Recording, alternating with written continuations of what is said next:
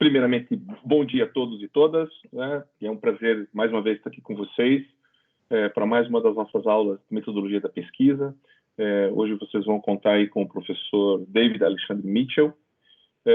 Mas antes do professor David Alexandre Mitchell, eu tenho um conjunto de pequenas informações para vocês, que são informações muito interessantes e especialmente interessantes para os nossos queridos alunos e queridas alunas da pós-graduação. No processo de avaliação, uma das questões que conta muito, tá, para os programas de pós-graduação, do qual vocês fazem parte, eu tenho certeza que vocês têm interesse que as notas dos programas na qual vocês pertencem seja incrementada, que tenha esse aumento, não é? Um dos itens importantes da avaliação chama-se visibilidade do programa, né? Ou seja, o quanto o seu programa ele consegue não apenas ter o seu site, estar visível, mas ele mostra também a relação importante de como esse programa ele leva para a sociedade os conhecimentos produzidos por seus alunos, né? Com base nessa questão, nós desenvolvemos duas estratégias importantes na universidade e gostaríamos de estender esse convite também aos alunos das outras instituições que também nos acompanham. A Universidade Federal do Paraná, a partir do ano passado, passou a adotar o Prêmio Curta Ciência, tá? O Prêmio Curta Ciência é um prêmio concedido, né, um certificado concedido aos alunos que, por indicação do seu colegiado, tiveram um excelente desempenho em pesquisa, ou seja, são os melhores estudos daquele ano dentro do seu programa. A ideia é que esses estudos ganhem visibilidade, especialmente através de vídeos que sejam colocados na página do programa e na página da Universidade Federal do Paraná. Com isso, a gente espera levar à sociedade uma plena visualização dos trabalhos de excelência que desenvolvemos na universidade. Além dessa ação, nós também temos uma outra ação, e essa é bastante nova, muitos de vocês ainda não conhecem, nem ouviram falar, chama-se de Press Release, ou seja, é uma nota de imprensa, tá? Na qual nós estamos pedindo para que todos os alunos de pós-graduação façam essa nota, que ela se destina a informar, especialmente o público leigo, ou seja, o público não acadêmico, sobre o que você está pesquisando. Ou seja, conte para alguém que não é acadêmico, que não conhece o seu trabalho, em palavras não técnicas, sobre o que você faz e a importância do seu trabalho. O que o seu trabalho deixa o nosso mundo melhor. Então, essas duas ações são ações bastante interessantes e bastante importantes para a pós-graduação. Pensando nessa perspectiva, nós instituímos uma maneira bastante interessante de nós podermos compartilhar essas informações com vocês, tá? Portanto, aqui, como vocês observam na minha tela, vocês observam aqui que na página da PRPPG, tá? Eu estou aqui em prppgufpr.br, vocês vão encontrar esse banner, tá? Que mostra um conjunto importantíssimo de eventos, no qual eu gostaria de deixar vocês todos já convidados para participar. Então, nesta sexta-feira, dia 7/8, nós vamos ter uma oficina chamada Curta Ciência, por causa do prêmio, que visa dar visibilidade à pós-graduação às 9 horas da manhã, com a professora Valquíria John, do Programa de Pós-Graduação em Comunicação da Universidade. Nesse encontro, nessa oficina, a professora Valquíria vai mostrar para todos vocês como vocês podem produzir esse vídeo, o que esses vídeos devem conter de informação, quais informações são relevantes, como eu veiculo essa informação, especialmente pelo fato de que nós vamos estar tratando com um público que não é familiar àquilo que você conhece. É como se você estivesse explicando isso lá para a sua tia, para o seu tio, para o seu primo, que não tem a mínima ideia do que você faz. Então, nós, com palavras simples, precisamos tentar chegar a essas pessoas com informação sobre os nossos estudos. Então, nesta sexta-feira, né, no dia 7, nós vamos fazer isso com a professora Valquíria. Depois disso, no dia 13/8, nós vamos fazer uma palestra aberta com o professor Paulo Santos, que é da Federal de Pernambuco, e ele pertence à CAPES, para discutir algumas coisas associadas com a excelência na pós-graduação, ou seja, é apenas o tema, mas o tópico que ele vai abordar é o novo Qualis.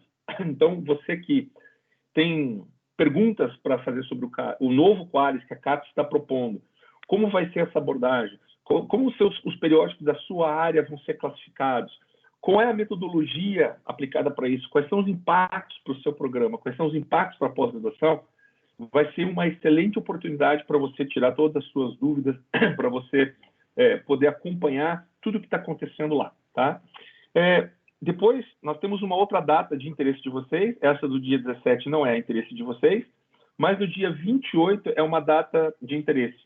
Nós vamos ter aqui também, e novamente, vamos falar um bocado sobre o press release. Tá? Como é que a gente monta um press release, quais são os requisitos, quais são as informações necessárias para que você consiga levar à sociedade essas informações, especialmente para que a gente consiga fazer isso através da imprensa. Tá? É uma forma de a gente aprender a estabelecer uma comunicação extremamente importante com os veículos de comunicação. Então, essas 3 datas, todas elas em agosto, né? 7, 13 e 28, são datas extremamente importantes para que vocês consigam guardar esses eventos e participar.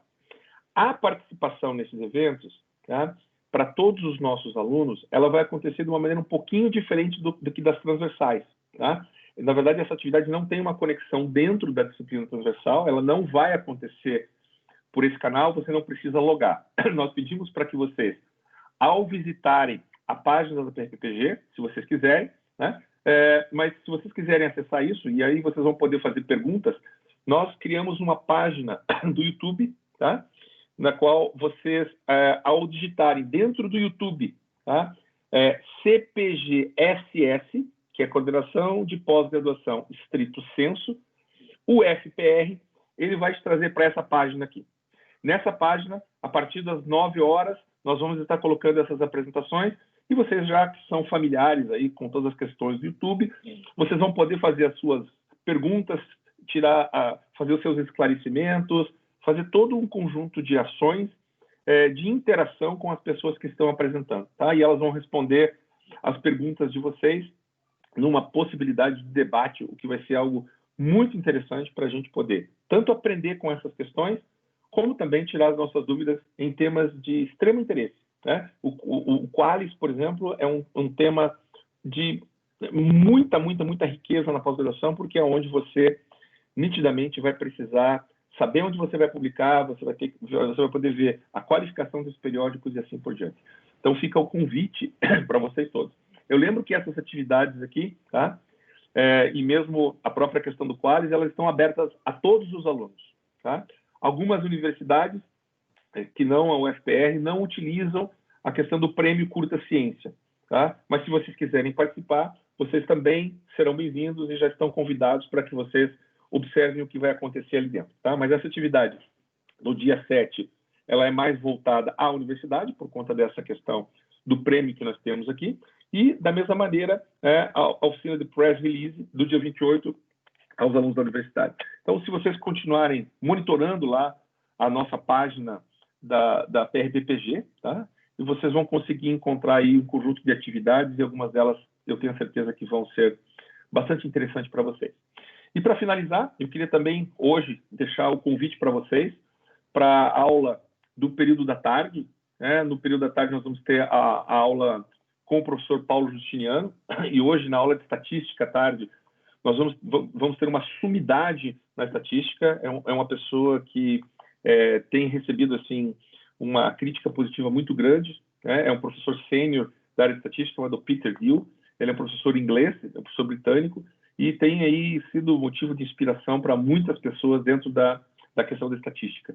Então, fica o convite para todos vocês, para a partir das 14 horas, acompanharem o professor Peter Gill, junto da aula de metodologia da pesquisa com o professor Paulo Justiniano. Só vou lembrar que essa aula à tarde vai ser, pelo menos a parte do professor Gill, vai ser toda ela realizada em inglês, né? Ele é britânico, e não teremos tradução simultânea, obviamente por questões de dificuldades técnicas, mas fica o convite para vocês todos, mesmo aqueles que talvez queiram acompanhar depois, você sabe que as aulas são gravadas, e aqueles alunos daqui, dessa disciplina, que não estiverem matriculados, vocês sabem que vocês podem acompanhar como ouvintes lá, se vocês tiverem interesse em fazer o acompanhamento dessa disciplina. Então, fica o convite, fica a dica para vocês, tá?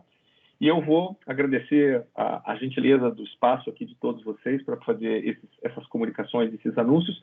Se depois vocês tiverem alguma dúvida, vocês colocam essas questões aí para o nosso pessoal aqui através do chat, o pessoal guarda isso e a gente tenta responder posteriormente para vocês todos, tá? Então, eu queria agradecer mais uma vez, desejar para vocês uma ótima aula, um ótimo proveito no dia de hoje. Fiquem bem, fiquem seguros, né? E boa aula aí, tanto para os nossos alunos, todos os envolvidos, tanto quanto o professor David Mitchell. Obrigado, professor David, pela gentileza de estar aqui conosco. Desejo a você e a todos um ótimo dia e uma ótima aula, tá bem?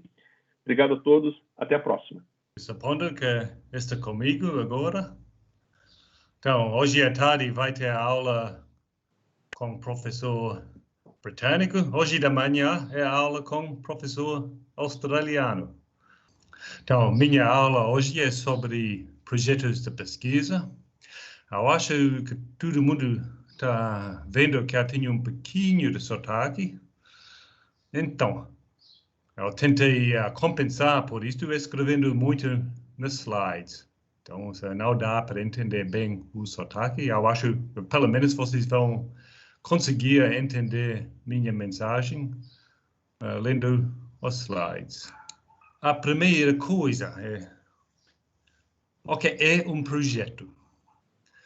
Então, no contexto da aula, até tem dois significados relacionados. Eu usei o dicionário do Google e eu achei duas acepções. Uma acepção é desejo, intenção de fazer alguma coisa no futuro. Nesta aula tem tudo a ver com a pesquisa. Efetivamente, é a pesquisa que você pretende realizar. Se alguém pergunta se o projeto de mestrado trata de quê, você entende a pergunta, o que é que eu estou fazendo durante estes anos? Por exemplo, eu estou estudando o sexo dos anjos. Mas tem outra acepção, que é uma descrição escrita, detalhada, de alguma coisa ser realizado, e até o dicionário de Google dá como exemplo um projeto de pesquisa. A palavra projeto também se refere ao documento que você vai escrever para propor um projeto. Eu tentei lembrar nos meus slides de grifar a palavra projeto quando eu estou pensando mais no documento. Essas questões que eu vou levantar agora, eu já coloquei no Moodle, em forma de fórum, para vocês pensarem e responderem. E vai ser importante também, eu acho, pensar nestas questões durante esta aula. Então, vou levantar três perguntas. Qual é a área do seu projeto? E qual é a importância desta área? Então, eu pensei num exemplo. Eu pensei em fazer um exemplo de coronavírus, mas o coronavírus, a pesquisa está fervendo tanto que eu nem sabia como colocaria alguma coisa da ponta. Mas então, eu tenho um exemplo da epidemia de Zika, que tinha alguns anos atrás. Então, nunca se sabe, alguém poderia estar trabalhando na área de vacinas contra a Zika, e a pessoa responderia que a área é importante por causa da epidemia que aconteceu, e não somente por causa da epidemia, mas por causa das consequências da infecção. A microcefalia e até a síndrome de Guillain-Barré. Mas agora é uma coisa de trabalho numa área, mas numa pesquisa, agora a questão é especificamente, e tenta pensar especificamente, o que é que você pretende fazer durante sua pesquisa?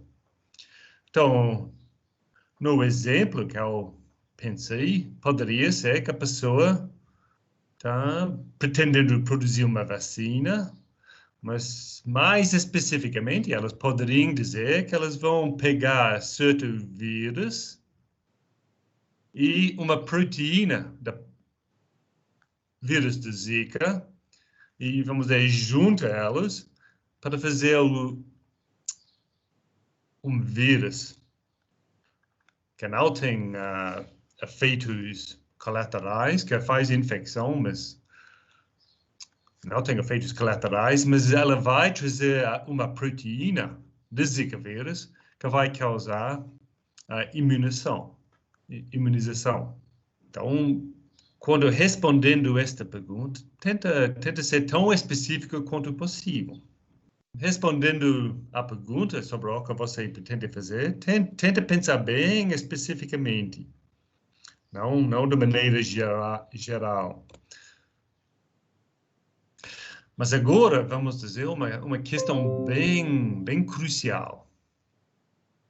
Qual é o estado atual de conhecimento na sua área que faz com que vale a pena você fazer a pesquisa que você pretende fazer?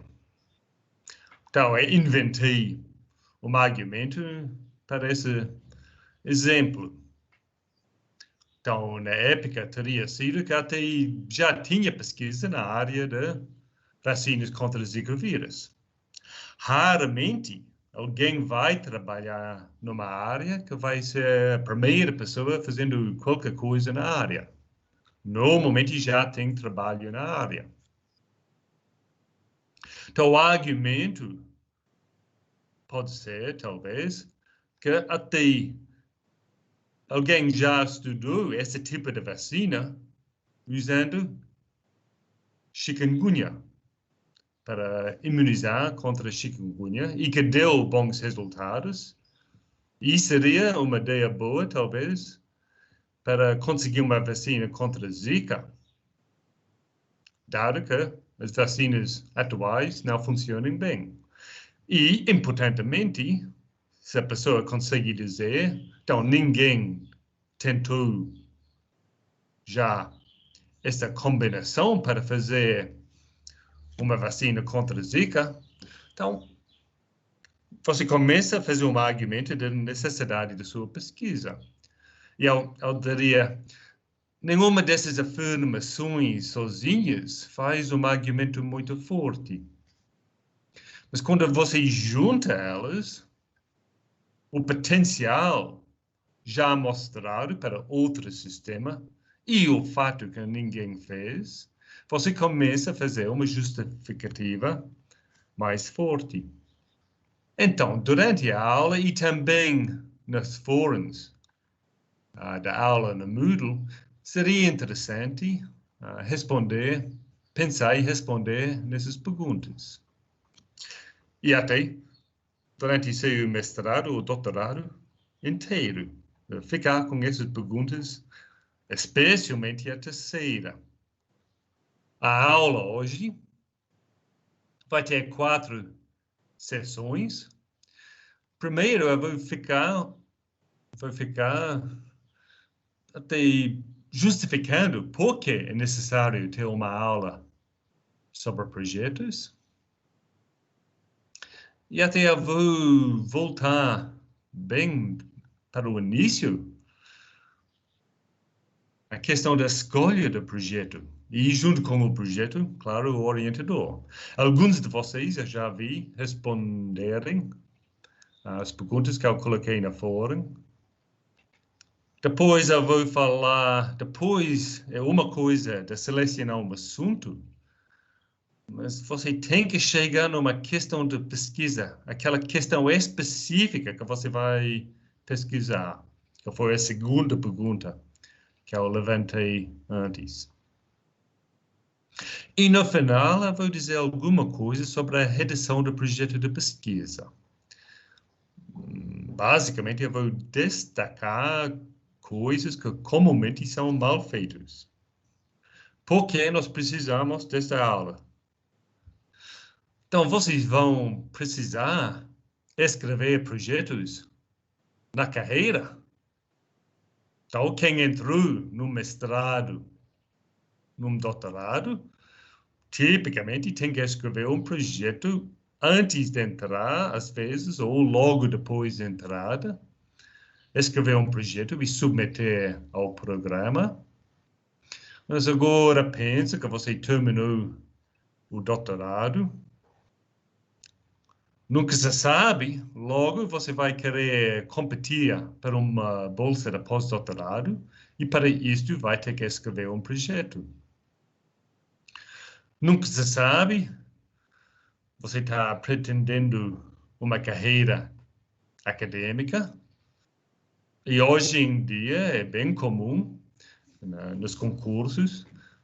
Uma das provas é uma prova de projeto, onde você tem que escrever um projeto e até depois vai ter uma sessão de arguição deste projeto.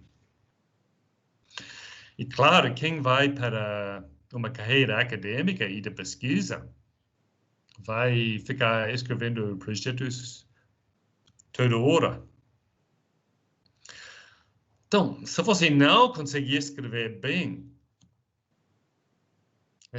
um projeto bem, quais vão ser as consequências? Então, se você não escreve tão bem seu projeto para o mestrado ou o doutorado, eu acho que tipicamente o programa vai dar uma segunda chance. Mas também acho que muitos programas vão dar uma segunda chance, mas talvez não uma terceira. Então, se você escreve um projeto que, vamos dizer, pela escrita do projeto, talvez nem pela ideia, mas pela escrita do projeto é mal escrito, talvez tenha uma segunda chance, mas até a terceira chance talvez não. Mas agora, vamos dizer, quando você começa a escrever projetos no futuro, para tentar ganhar uma bolsa de pós-doutorado, para um concurso de professor, se você escreve um projeto mal escrito e outra pessoa escreve o projeto, vamos dizer, muito melhor construído, argumentado do que você, então é bem provável que a outra pessoa ganhe a vaga. Pelo menos elas vão pontuar muito melhor na prova, nesta parte do processo, do que você. E também durante a carreira acadêmica. A competição, vamos dizer, para o financiamento nas agências de financiamento é farinha. E se você tem uma ideia igual às outras pessoas e você não consegue comunicar esta ideia e sua importância bem, e outra pessoa consegue comunicar bem a ideia dele, então o outro pesquisador vai levar o dinheiro e seu projeto não vai ser financiado. Uma questão que eu vou levantar. A avaliação da CAPES dos programas está mudando um pouquinho e elas estão pedindo para os programas fazer planejamento estratégico. Pronto, no programa do qual eu participo, nós estamos pensando no planejamento estratégico e nós estamos construindo uma visão do programa e, importantemente agora, a visão que nós estamos construindo tem uma parte que trata qual é o perfil do doutor que nós vamos produzir do nosso programa. E eu acho que a visão de um programa deve ser de qualquer programa. Deve ser que o formado, depois do mestrado, eu acho que talvez não, mas certamente depois do doutorado, o formado, quem recebe doutorado do programa, deveria ser capaz de conceber uma questão de pesquisa, também escrever o documento da maneira que seja competitiva para ganhar financiamento pela CNPq, CAPES, etc. Eu participei da banca de concurso, onde a discussão na banca era que elas estavam esperando que o novo contratado já fosse capaz de entrar, vamos dizer, competindo e ganhando financiamento pelas agências de fomento. E então nós deveríamos produzir doutorados, alunos com doutorado, que são capazes de fazer isso. Questão importante. quantos dos doutores formados pelos programas de pós-graduação atualmente têm esta habilidade de escrever um projeto competitivo? Muitos alunos, na minha experiência, não sabem escrever um bom projeto, mesmo terminando o doutorado. Claro, os alunos que entram no mestrado e doutorado provavelmente não sabem escrever um bom projeto. E o que me preocupa muito é que muitos pesquisadores já formados e atuando não escrevem bons projetos. Vamos considerar os alunos. Então, muitos alunos entrando num programa de pós-graduação não sabem escrever um bom projeto. Mas, claro que não. Quem aprendeu a escrever projetos de pesquisa no segundo grau? Obviamente não. E nunca se sabe, você não aprendeu até escrever muito bem, não. Somente para passar no vestibular, talvez. Durante a graduação, então isso vai variar muito da área a área, mas durante a graduação, quanto você aprendeu a escrever? E especificamente, quanto você aprendeu sobre escrever um projeto de pesquisa? Tipicamente, a resposta vai ser muito pouco ou nada. Ainda assim, você gostou da ideia, pelo menos, de fazer pós-graduação. Então, você entrou num programa de pós-graduação e eles pediram um projeto. Sem este treinamento anterior, você recebeu um treinamento na escrita de projetos de um jeito ou outro pelo programa e até depois de entregar o projeto, você recebeu do programa de um jeito ou outro, de um parecerista do seu projeto, você recebeu uma crítica construtiva para ajudar você a melhorar. Não estou falando necessariamente da ideia do projeto, mas melhorar a sua escrita, a sua habilidade de vender sua ideia. E alguns alunos, eu diria que eles nem entendem a importância da necessidade de saber escrever um projeto bem escrito. Nós tínhamos no nosso grupo um aluno que entregou a primeira versão do projeto para o orientador, e este projeto era muito, muito, muito fraco. O tratamento era geral, superficial, nada de análise crítica de nada.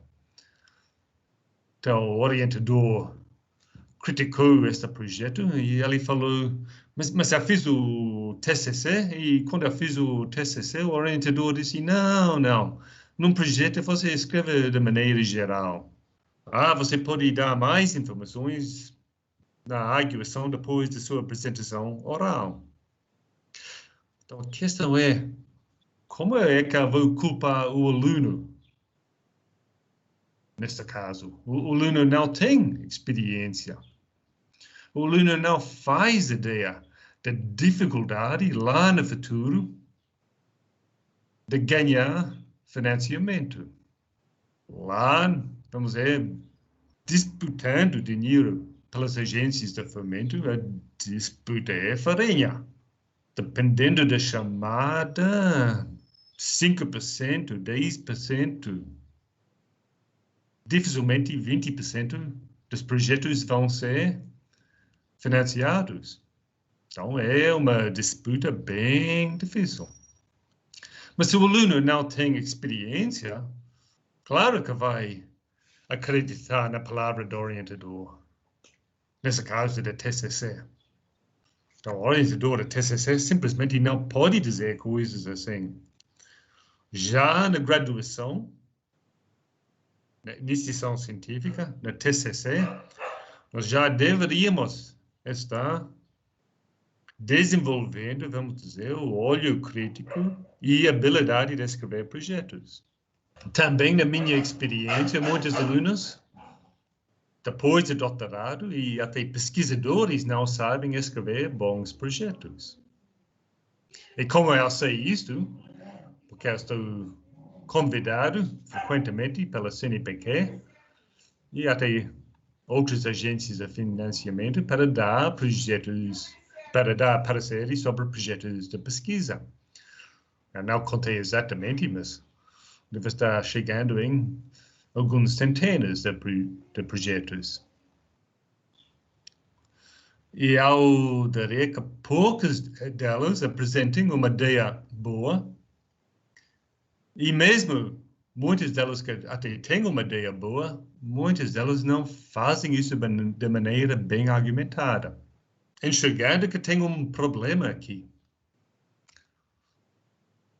De uma maneira ou outra, muitos programas estão produzindo doutorados, pesquisadores que não sabem escrever bons projetos. Escrever um bom projeto não é fácil. É muito trabalho. E eu vou dar uma receita hoje. Escrever deste jeito e tudo vai ser sanado. Não vai ser nada assim. O melhor que eu vou fazer é apontar alguns problemas recorrentes para vocês tentarem evitar estes problemas nos seus próprios projetos. Então, algumas horas de uma manhã não é suficiente para fazer com que vocês sejam craques na redação de projetos. Vai levar muito tempo. Mas se vocês saem dessa aula pensando sobre essas questões, então, e até comecem a discutir essas questões com seus orientadores, eu vou ter conseguido alguma coisa hoje. E eu diria, não sei exatamente qual é a minha qualificação para dar esta aula, a não ser se eu escrevo projetos fantásticos, mas talvez minha qualificação é que eu já vi muito projeto fraco e mal escrito. Eu comecei a prestar atenção e tentar analisar por que elas eram fracos e mal escritos. Também eu devo dizer que eu já avaliei muito projeto, mas, claro, a minha experiência é limitada para a minha área de atuação, que eu atuo na área da biotecnologia. Então, eu tenho experiência com projetos, ciências biológicas, especialmente, e um pouquinho de tecnologia, um pouquinho de engenharia. Mas, certamente, nesta área, muitos projetos são mal escritos, mas acontece que os exemplos que eu vou trazer para esta aula também vêm desta área. Mas quem é da outra área, eu vi na fórum que tem pessoas de áreas bem diferentes, os princípios que eu vou falar ainda se aplicam. Mas vocês vão ter que talvez trabalhar um pouquinho mais para enxergar os exemplos que aplicam para suas áreas. A questão é a escolha do projeto. Como você deveria pensar para escolher o projeto?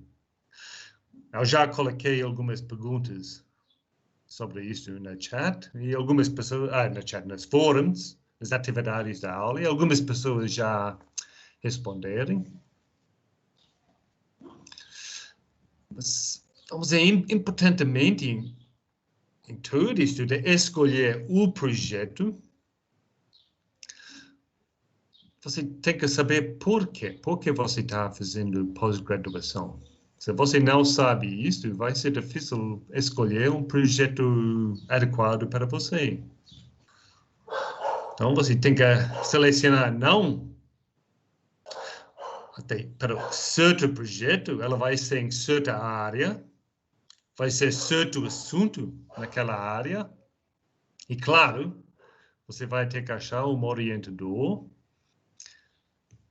que topa de orientar você naquela área. E vamos ver de onde vai sair o assunto, de você ou do orientador. E também eu acho que é importante saber o que esperar de você no final. Eu estou supondo que muitos dos alunos dessa disciplina estão mais para o início da pós-graduação. E é bom pensar um pouquinho o que esperar de você no final da pesquisa.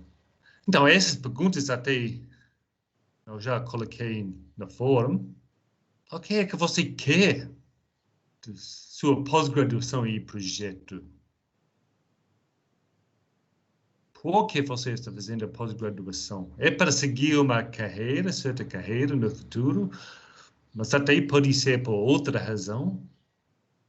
Mas se é para seguir a carreira, qual tipo de carreira? Fazendo o quê? Usando quais habilidades? Em qual área?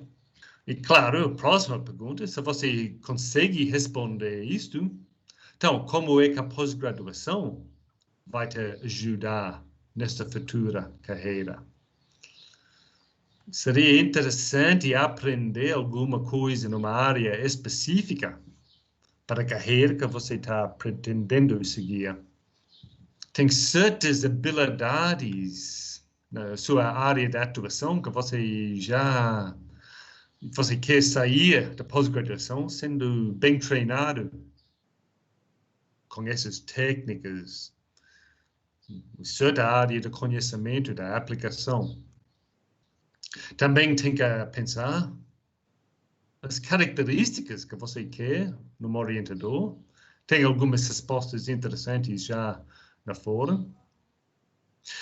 Outra questão importante é tem assuntos, áreas específicas de conhecimento que você acha muito interessante, que motivem você a querer fazer alguma coisa.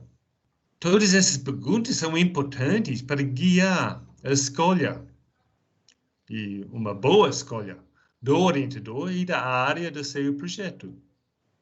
E não é uma coisa simples, complexo, também não é responder as perguntas que eu levantei e de repente tudo vai ficar bem claro. E também ninguém tem um mapa para o smartphone, o orientador. Não tem nada assim que você pode colocar, responder algumas perguntas e de repente o telefone vai te mandar para contatar certo orientador. Não é nada assim. É difícil. Por que é importante fazer uma boa escolha de projeto e do orientador? E a questão é que você tem que ter motivação.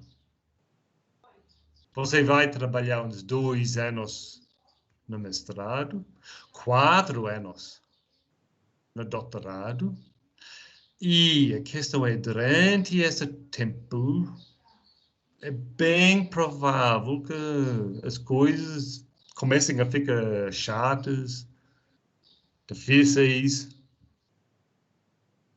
Quem não gosta de escrever, tem pessoas assim, vão ter dificuldade na hora de redigir o projeto, de redigir a dissertação ou tese, mas também durante a pesquisa em si, pode ter partes da pesquisa difíceis de executar, pode ter coisas bem rotineiras, que você fica bem entediado. Coisas podem simplesmente não andar como você achou que elas iam andar. Então, frente a todas as possíveis dificuldades e tarefas difíceis de executar, você tem que ter uma motivação. Então, tem que ter certamente um tópico Um tópico que estimula você a querer vencer todas essas dificuldades. Então, a gente tem a pergunta aqui do Adélio, ele perguntou o seguinte: em termos de grupos de pesquisa da UFPR, existe algum aberto onde os pesquisadores de outras instituições possam participar também? Aí ele continua a pergunta. Caso positivo, esses grupos permitem trocas de ideias para sugestões? Pronto, então, respondendo, vamos dizer, eu não tenho necessariamente um conhecimento bem abrangente da universidade. O professor Hodaki, claro, vai responder muito melhor, mas, na minha experiência, os programas de pós-graduação tipicamente são abertos à colaboração com outras instituições. Tem muita troca, troca de alunos, tem co-orientações e coisas assim. Então, não sei se eu respondi a pergunta, mas a minha experiência é sim, tem muita colaboração com grupos fora do FPR e para correr atrás, então é para falar com as coordenações, elas vão, a coordenação apropriada, elas vão ser capazes de informar mais sobre as colaborações e o jeito de estabelecer colaborações naquele programa. Foi a Silvia. Professor, com relação à atividade 3, o senhor pergunta na nossa área qual seria um projeto com pouca originalidade. Penso que seria algo repetitivo, sem nenhuma inovação. Seria isso? Pronto, A pergunta dela tem mais a ver com a originalidade do projeto. Acho que eu vou voltar para essa questão depois, mas sim, é isto.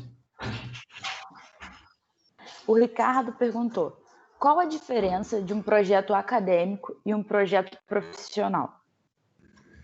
Eu não tenho muita experiência, acho que tenho um mestrado profissional, eu não tenho muita experiência nisto. O pouco que eu saiba é que o mestrado profissional, tipicamente o projeto é voltado a um problema, tipicamente no trabalho, numa empresa onde o aluno trabalha, alguma coisa assim. Talvez, naquele caso, vamos dizer, a questão da originalidade não é tão importante.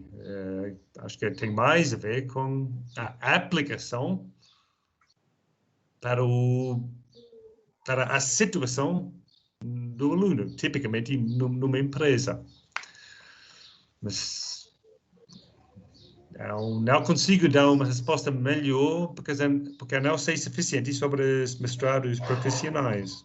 A Ana deixou uma pergunta aqui também.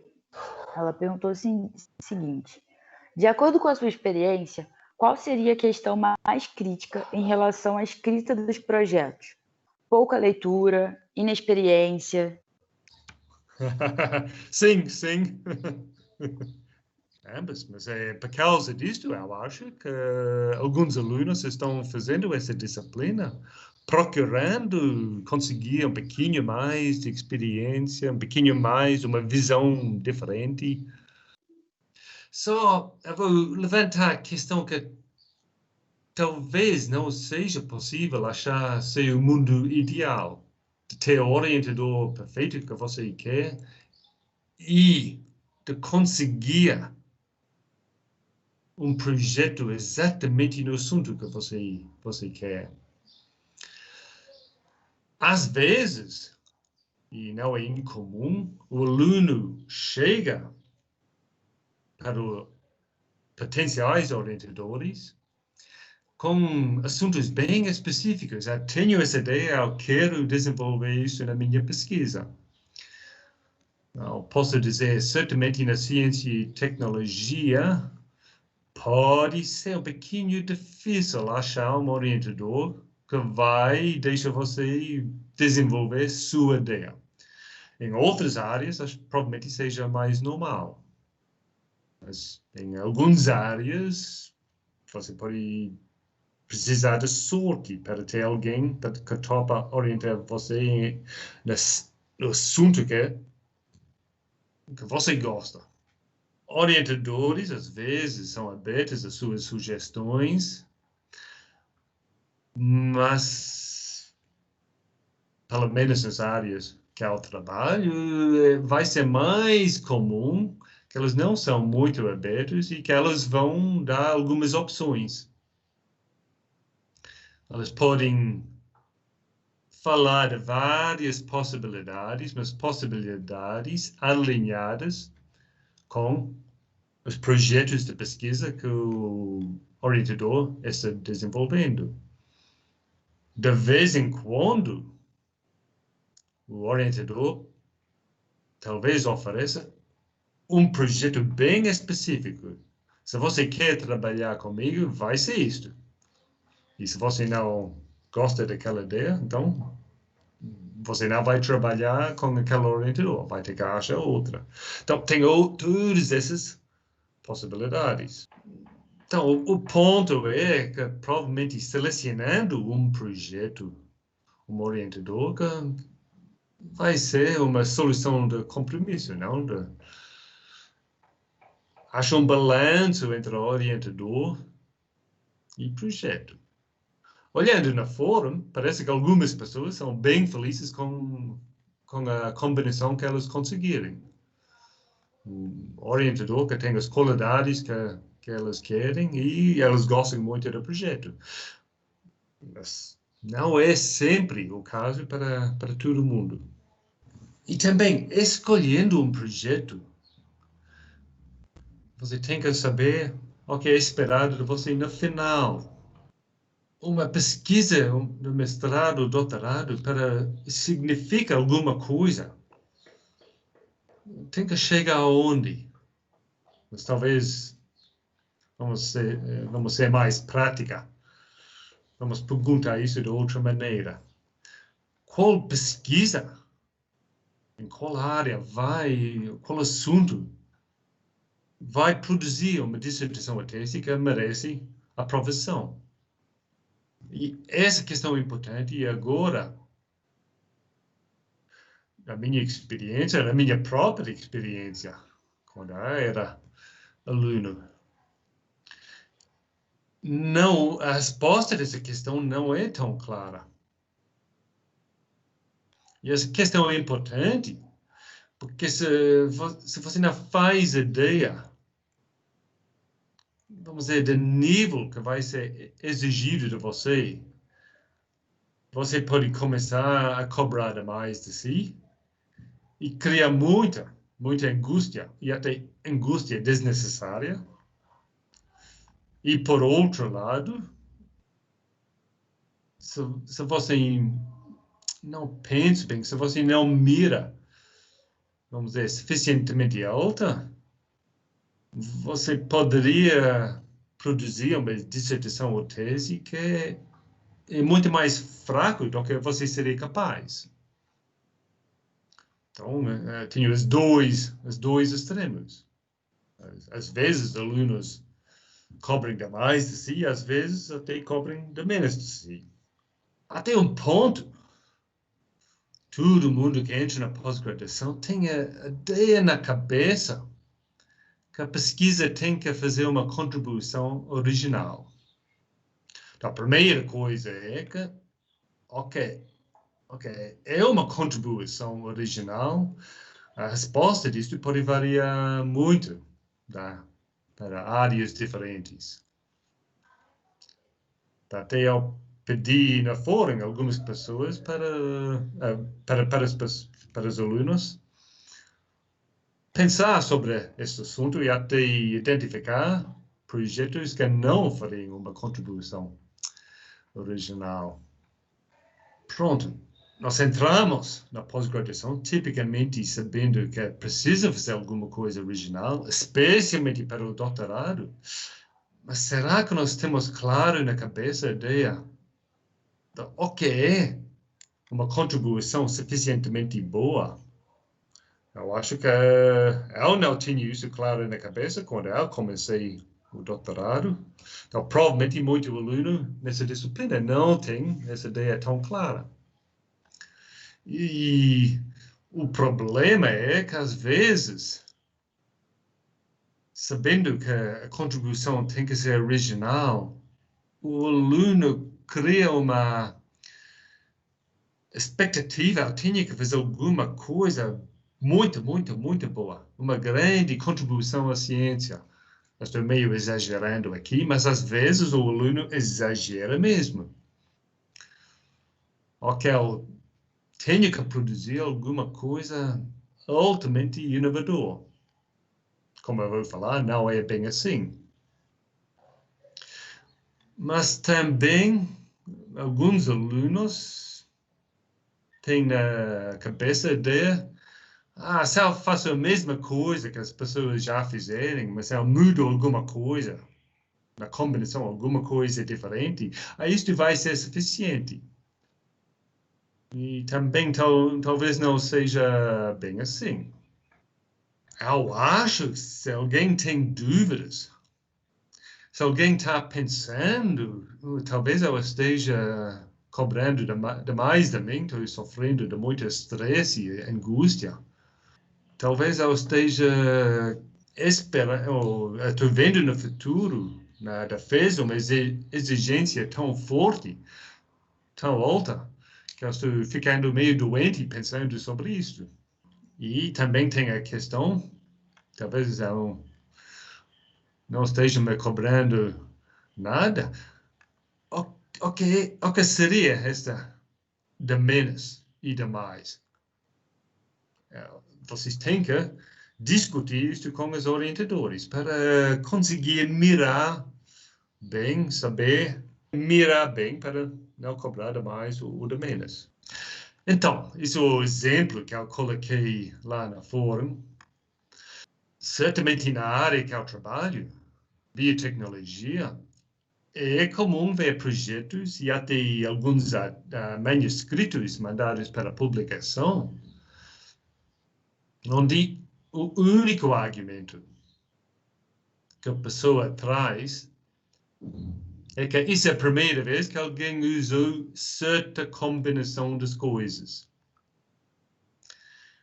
E nunca se sabe, vários elementos de combinação podem ser iguais, que alguém já usou e você só trocou o D para E, alguma coisa assim. E eu diria, certamente na área da biotecnologia, que tem a ideia vamos dizer, de uma ciência aplicada, de simplesmente combinar coisas diferentemente do jeito que elas já foram combinadas, é longe de ser suficiente. Não seria uma boa ideia planejar um projeto onde o único ponto, o único argumento que você consegue fazer é que a combinação é diferente do que as pessoas usaram antes. Sim, seria talvez importante dizer isso, mas tem que ter mais um argumento. Por que este argumento seria melhor do que a combinação atualmente que as pessoas usam? Talvez para produzir este produto. Mesmo não sendo necessariamente melhor, porque ela teria o potencial de ser melhor. Talvez por questões de menos agressão ao meio ambiente, alguma coisa assim. Até eu perguntei isso na fórum e eu vi que algumas pessoas até tinham dificuldade de responder essa questão. Mas é uma questão importante, porque a questão vai aparecer na hora de mandar manuscrito para publicação. Porque paracerista, o paracerista acha que não faz contribuição original, o paracerista não vai ter medo de dizer a sua pesquisa não é nada original, não merece ser publicado nessa revista. É bem comum ter esse tipo de comentário pelos revisores das dos periódicos. Algumas pessoas, por outro lado, responderem.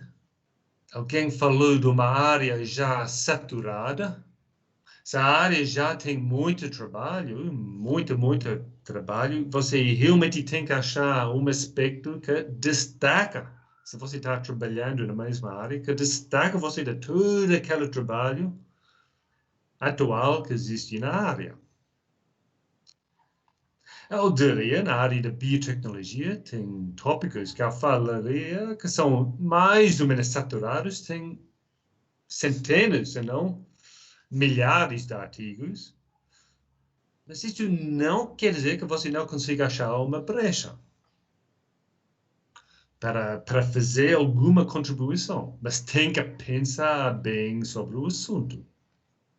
E outra pessoa respondeu mais ou menos semelhante a esse exemplo, de pegar um jeito de fazer coisas e mudar uma parte da receita para alguma coisa mais ou menos equivalente, também tem pouca chance de fazer contribuição original. Se você não tem um argumento mais forte além disto. A Luciana pergunta o seguinte: como escrever um projeto de pesquisa quando só possuo a intenção de pesquisa? Espero conseguir explicar. Mas o programa que eu faço parte, ela cita o programa, irá no ano que vem, juntamente com professores e estudantes, de forma de construção coletiva e interdisciplinar, definir o território que será considerado para fazer o doutorado, onde todos os doutorandos irão atuar. No mesmo mestrado, atuei com a comunidade pesqueira, o que pode ser alterado no ano que vem, coletivamente. Contudo, o local do meu projeto é o território que irei atuar para a construção da tese. Só será definido no ano que vem, ao cursar a disciplina de práticas interdisciplinares no ensino e pesquisa. Como fazer um projeto com apenas a intenção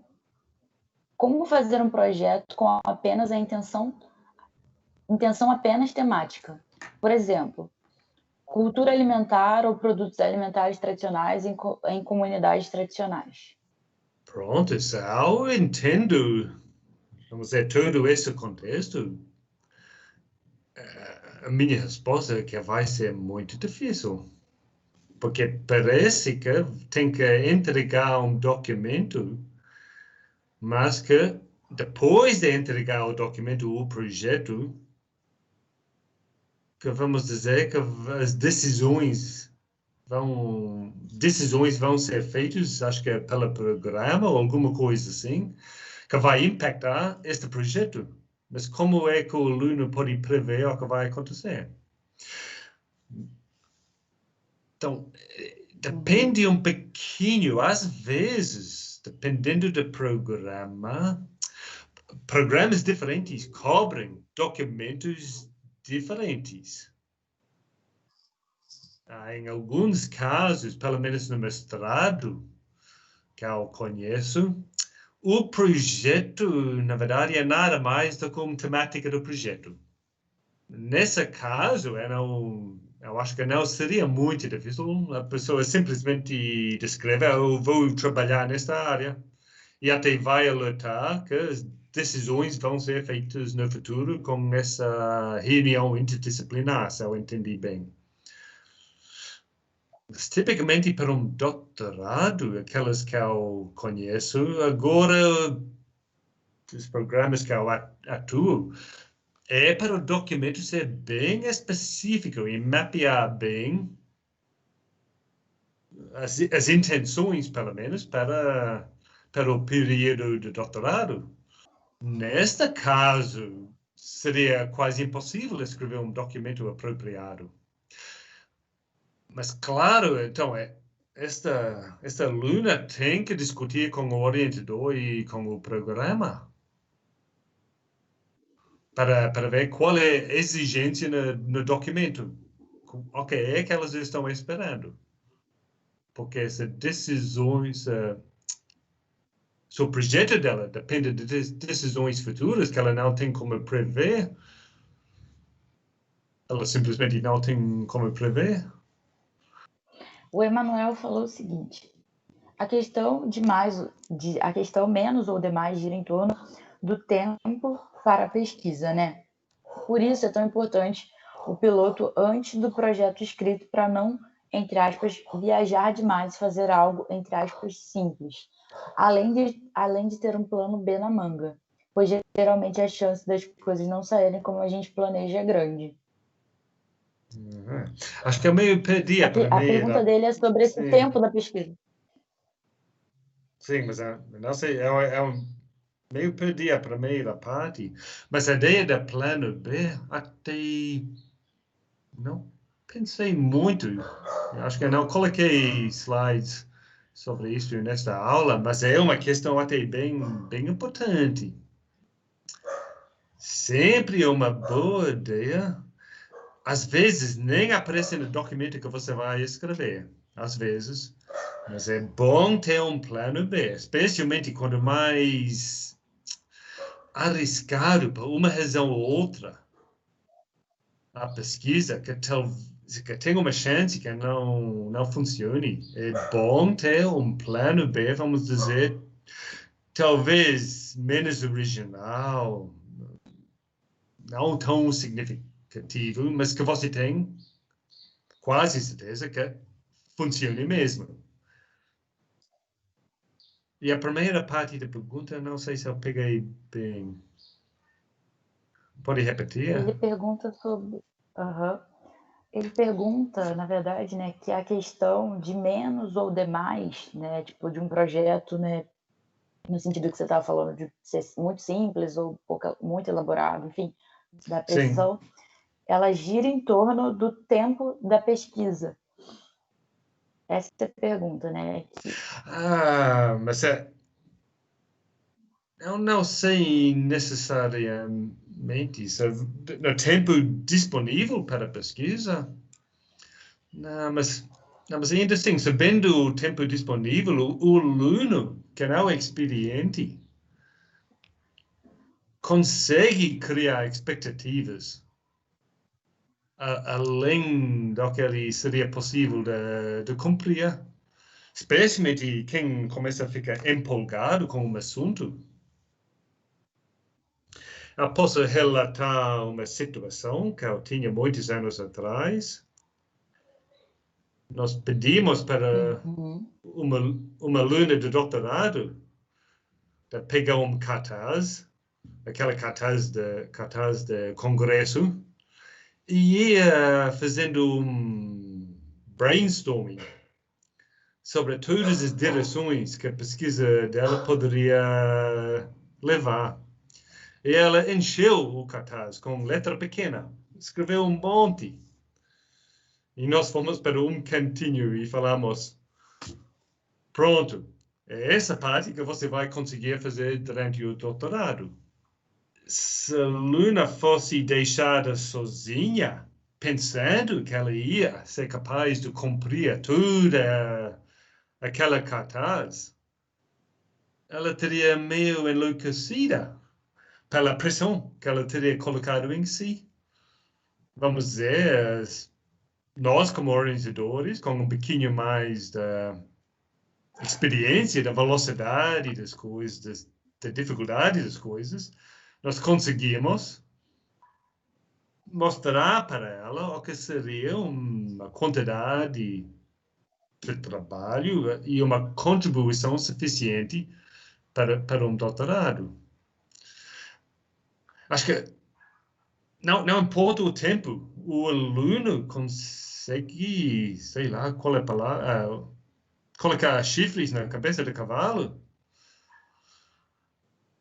consegue colocar exigências que nem estão lá. E é importante não fazer isso, porque cria muito estresse. Mas é uma boa ideia, bom horário, não? Para fazer um intervalo, porque eu vou começar uma nova sessão. Vamos dizer que você selecionou o assunto mas o assunto em si não é suficiente. Então, a próxima questão é qual questão específica é apropriada para a sua pesquisa, para os próximos anos no mestrado ou doutorado. Vamos olhar um estudo de caso para explorar essa questão. Então, nós temos uma aluna e seu orientador, Maria aluna, orientador João. Então, ela está terminando seu mestrado e, junto com o orientador, escreverem um manuscrito e submeterem a um periódico. E, depois do mês, voltou uma rejeição. E os revisores do periódico escreverem um manuscrito não traz nada do original. E ambos os revisores citaram um artigo já publicado 3 anos atrás, dizendo que o trabalho no manuscrito de Maria e João era bem semelhante a esse artigo de 3 anos atrás. E acontece que Maria nem sabia desse artigo. Foi uma surpresa quando elas citaram este artigo.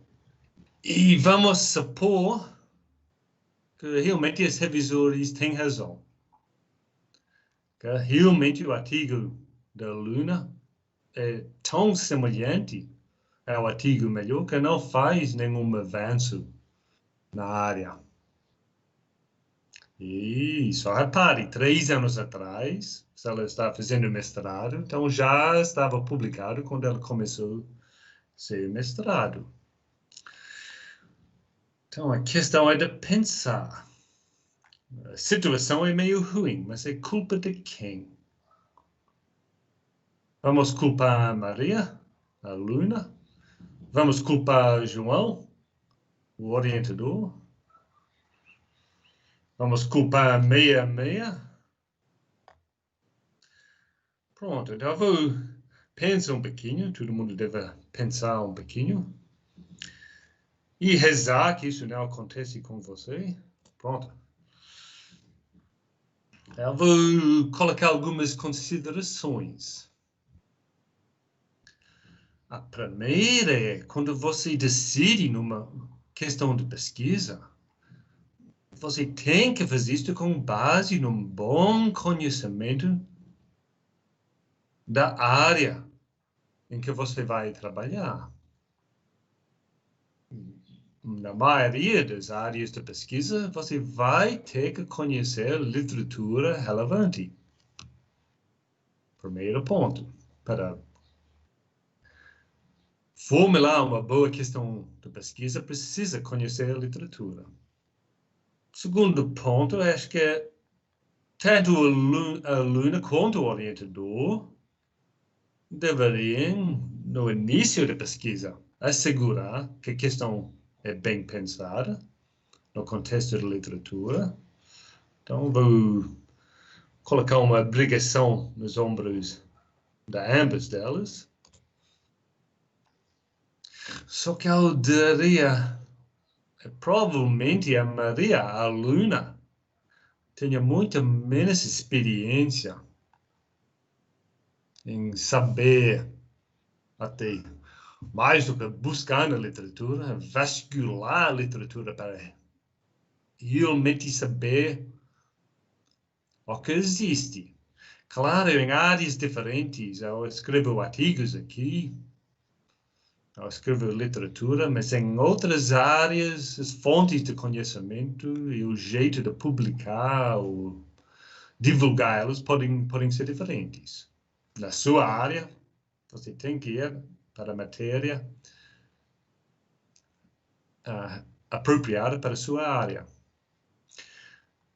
Mas o ponto aqui é que a Maria provavelmente chega na pós-graduação precisando de treinamento. Mas um ponto bem importante é que quem vai sofrer mais com esta situação provavelmente seja a Maria.